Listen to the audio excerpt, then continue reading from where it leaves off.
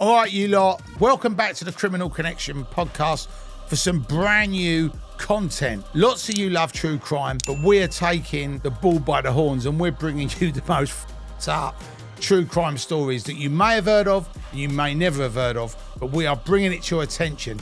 So sit back, settle in, grab a drink, and let's dive into one of the darkest, most twisted tales I've ever come across. I'm the Podfather, Terry Stone, taking you deep into the underbelly of crime. Today, we're talking about a wrong 'un. We're talking about Robert Maudsley, a bloke who's been called the Brain Eater, Hannibal the Cannibal, and the Wolfman, of Wakefield. Now, I know he sounds like a proper villain, doesn't he? But let me tell you, this story ain't about blood and gore. It's about a broken system, a shattered life, and a man who thought he was dishing out justice in his own messed up way. So let's get stuck in. Picture this: Liverpool, 1953, Robert John Maudsley comes into the world, born to George and Jean Maudsley. From the off, his life's a bleeding nightmare. His old man, George, is a proper wrong 'un. Thinks kids only learn through a good beating, a good hiding. We're talking old school, knuckle duster discipline, but not just for naughty kids, nah, because this geezer's beating his babies for crying. Can you imagine? What a fucking wrong 'un. Little one's wailing because it's hungry or needs a nappy change, and this monster's laying into him. And his mum, Jean, she's just standing there, watching it all go down, not lifting a finger, neglecting the kid's every need, emotional, physical, the lot. Robert's the youngest of four at this point. He's got two older brothers and a sister, and they're all living in this house of horrors. Thankfully, when Robert's just 6 months old, a neighbour clocks what's going on and grasses this wrong 'un up to social services. Good on him. The kids get whisked away to a Catholic children's home raised by nuns. Now, it ain't exactly a fairy tale. Nuns ain't cuddly mum figures, are they? But at least they're safe from the fists and the belts of this monster. For 10 years, Robert and his siblings grow up thinking they're orphans. They've got no memories of their parents, just the scars of trauma they don't even understand. And that's the silver lining, I suppose, not knowing where the pain come from. But then, plot twist, when Robert's about 10, his older brother gets put up for adoption. Out of nowhere, the adoption's halted. Turns out, their grandparents, George and Jean's folks, call up demanding all 4 kids back. You'd think, oh, nice, Nan and Granddad come to the rescue. No, mate. The system sends them straight back to their abusive parents. Can you fucking believe that? Social services knew these two were monsters, yet they shipped the kids back to Liverpool to live with fucking strangers who just happen to be their mum and dad. Robert's got no clue who these people are. He was 6 months old the last time he saw them, and it don't take long for that nightmare to kick off again. George is back at it, beating the kids for any little thing, spilling the drink, looking at him funny, breathing too loud. The family's dirt poor, living in a tiny house, barely enough food to go round.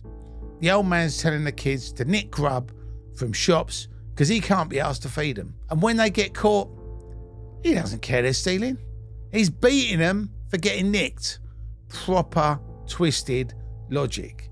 And to make matters worse, George and Jean keep popping out more kids, 8 more to be exact. That's 12 nippers crammed in this fucking hovel, sleeping on the floor, no blankets. It's like something out of a fucking Charles Dickens novel, but much worse. Now, out of all 12 kids, Robert gets it the worst. His dad's got a proper vendetta against him. George don't just beat him, he's locking him in a room for weeks, only popping in to chuck him some scraps, or worse, to him. Yes, you heard that right. His own fucking son. And it ain't just fists anymore. George is using a cane, even the butt of an air rifle. We're talking skull-cracking blows. Robert's barely a teenager, and his kid's living through hell. Miraculously, social services step in again after a year of this madness. All the kids get taken away, this time to foster care. But foster care ain't no picnic either. By the time Robert's 16, he's had enough. He legs it to London looking for a fresh start. No money, no gear, just the clothes on his back. What's a kid like that gonna do? He starts pickpocketing, nicking what he can to survive, but it ain't enough.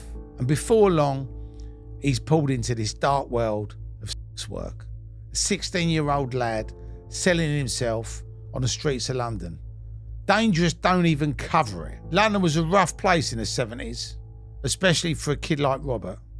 He's surrounded by drugs, violence, and punters who don't give a toss about him. He's getting hooked on booze and coke just to cope with the life he's living. By 18, he's a full-time rent boy, picking up blokes in bars, drowning his sorrows in liquor, and dodging beatings, robberies, even rape from his so-called associates. The lad's never known peace. His head's a mess, depression, maybe schizophrenia, voices whispering in his mind. He tries to top himself multiple times. He ends up in a fucking psychiatric ward and then finally opens up. He tells the doctors about the voices and they're screaming at him to kill his parents. That's how deep this trauma's cut him. He's still terrified of them even though he ain't seen them in years. But get this, the hospital listens to all of this. Voices, suicide attempts, a lifetime of abuse, and they just pat him on the back and send him back onto the streets. No diagnosis, no proper help, all.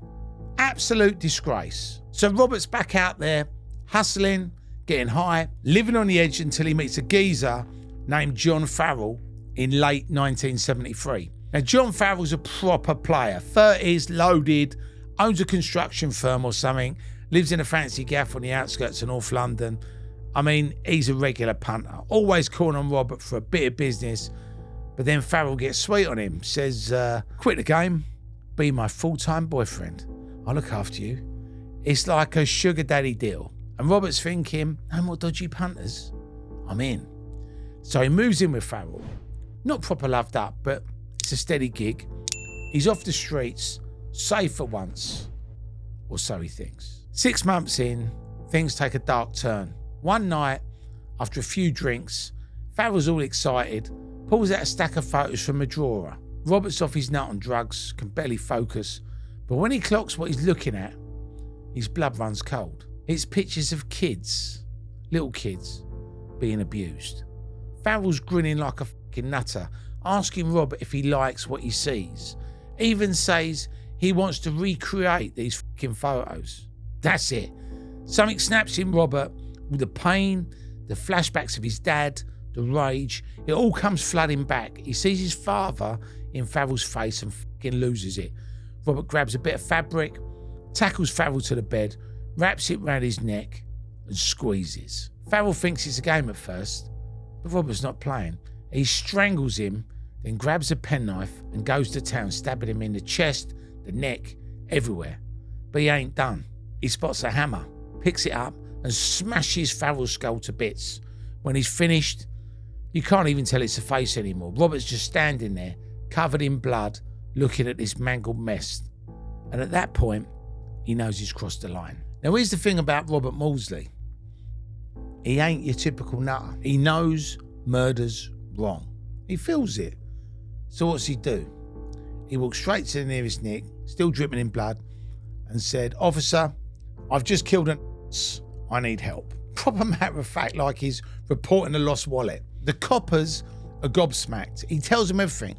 How he met Farrell, the photos, the murder, step by step. They check the scene, and it's exactly as he said. Bloke's as cooperative as you like, but he's still a killer. The courts look at his file. Abuse, trauma, drugs, suicide attempts, voice in his head, and say, this geezer ain't fit for trial. Instead of prison, they sent him to Broadmoor Mental Hospital, the infamous nut house for the criminally insane. Back in the 70s, Broadmoor's a grim place. Half prison, half hospital. Patients are shackled, there's talk of staff abusing inmates, and the treatment is basically pills and a weekly chat. Robert's hoping for some proper help here, but instead he's just locked up with the likes of the Yorkshire Ripper and other proper wrong-uns. For a few years, he keeps his head down, But then in 1977, a new patient rolls in, David Francis, a convicted child molester. Robert's blood boils. He's back in that moment with Pharrell, seeing his dad's face, feeling that fucking rage. He can't let it slide. He teams up with another patient, David Cheeseman, who's desperate to get out of Broadmoor. They reckon if they do something bad enough, they'll get shipped to a proper prison. So nick spoons from the canteen, sharpen them into makeshift knives, and hatch a plan. On February 26, 1977, during the weekly yard time, they spot their chance. As everyone's heading back to their cells, Robert grabs Francis, drags him into a storeroom and Cheeseman, and locks the door. They barricade it, tie Francis to a chair, and for 9 hours, they torture him. Kicking, punching, stabbing him with these little knives. Robert's in a frenzy, blacking out, seeing his dad in Francis. He's smashing Francis' head against the wall repeatedly, shatters his skull, and stabs a spoon into his brain. When the staff find the body, the spoon's still there, and the press go absolutely fucking wild, calling him the Brain Eater, Hannibal the Cannibal. But Robert swears he never ate anybody. The spoon was just a weapon, not a bleeding fork. And here's the mad bit. 9 hours, and no one saves Francis.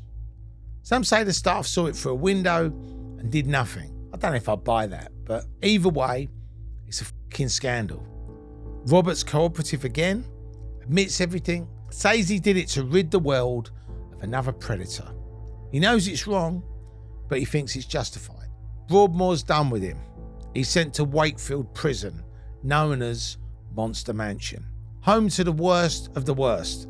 Serial killers, pedophiles, you name it. And what do these fucking numpties in charge do? They put Robert on an open wing, free to mingle with everyone, including his exact type of target. He begs them, please, put me in solitary or I will kill again. They don't listen. Big fucking mistake. July 29th, 1978. Robert wakes up with a plan. Take out as many child sex offenders as he can. He tries luring blokes to his cell, but they're not daft. They know his rep. No one's taking the bait. Then he clocks Sowney Darwood, a geezer in for manslaughter after abusing his wife to death. Robert lures him in, barricades the door and goes berserk, stabbing him all over, especially in the face and the neck. He even jams the knife through Darwood's ear into his brain. Still not dead, Robert swings him around the cell, bashing his head off the walls, then strangles him with a bit of rope. Job done. But Robert's not finished. He hides Darwood's body under his bed, cleans himself up, and heads back out.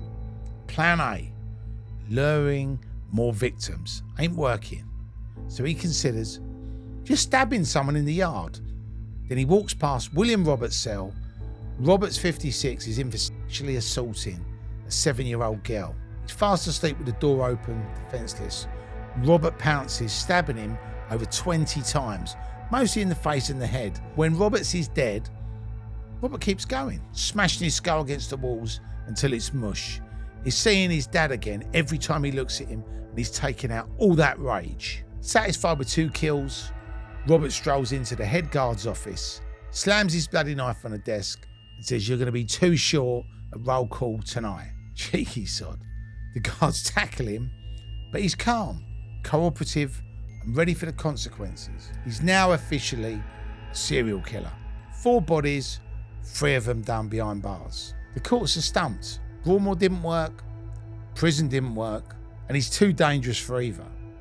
His defence team's banging on about his trauma, saying he's not a monster, just a broken bloke who sees his dad in every victim. Robert himself says, "If I'd killed my parents in 1970, none of this would have happened." Fair point. But it don't change the fact he's a danger to everyone. In 1983, they built him a custom cell. It was like a glass cage in Wakefield's basement. Bulletproof, shatterproof, like a bleeding fish tank. Guards watching him 24/7. He's a double category A prisoner, the highest risk level. No privacy, no freedom, just him and his thoughts. For 40 years, he's been in there, longer than most cons do in solitary. They call him the Wolf Man of Wakefield because he let himself go for a bit. You know, he's got like long hair, big beard. He looks like a wild man. He's cleaned up a bit now, but the nickname still stuck. Here's the kicker. Robert the Cannibal. That brain eater tag, all because of a spoon in Francis's head. The media ran with it, branded him a monster.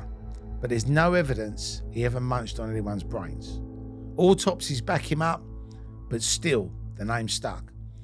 And it's made him a bit of a legend in all the wrong ways. Now at 68 years of age, Robert's still in that glass cage. His family, 2 brothers and a nephew, visit when they can, jumping through so many hoops to get in. They back him, think he was doing the world a favour by taking out Nazis.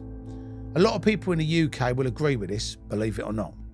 They see him as a vigilante, not a villain. He writes letters to his nephew Gavin, chatting about David Attenborough docs, fine art, poetry, all the normal stuff. And he always signs them Wolfie, leaning into the myth. Prison staff say he's very calm now, a different man, but they ain't taking no chances. One bad day, and who knows what could happen. So what do you reckon?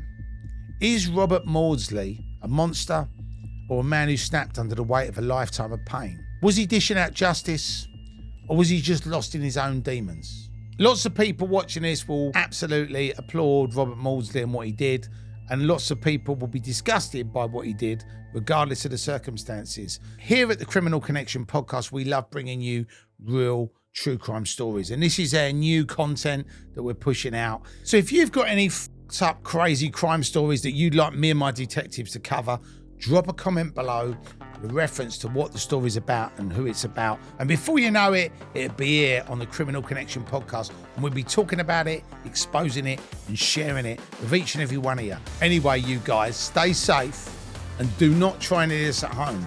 I know lots of you won't like this and you'll be happy to see them wiped off the face of the earth. But you mustn't do this because you'll end up in jail or Broadmoor, and we don't want that happening because then you won't be able to watch our channel. Thank you so much for tuning in, and we will see you on the other side.